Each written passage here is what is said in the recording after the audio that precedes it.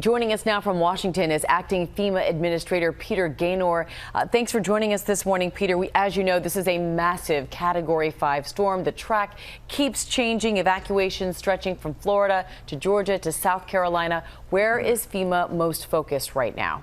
Right now, we're most focused on South Florida.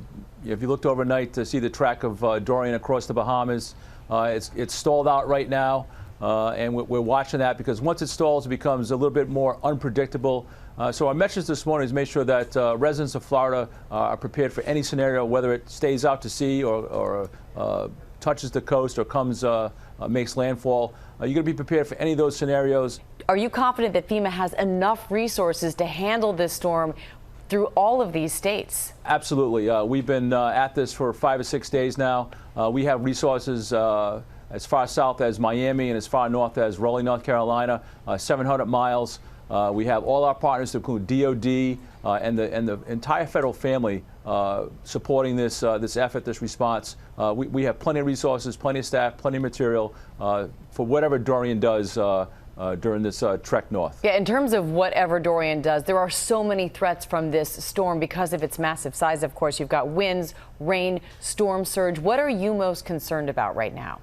You know, storm surge, it's water and flooding that cause the most deaths from natural disasters. 90% of all deaths from natural disasters are caused from flooding, surge, inland flooding, and half of those deaths are caused from deaths in cars, people driving through flooded waters.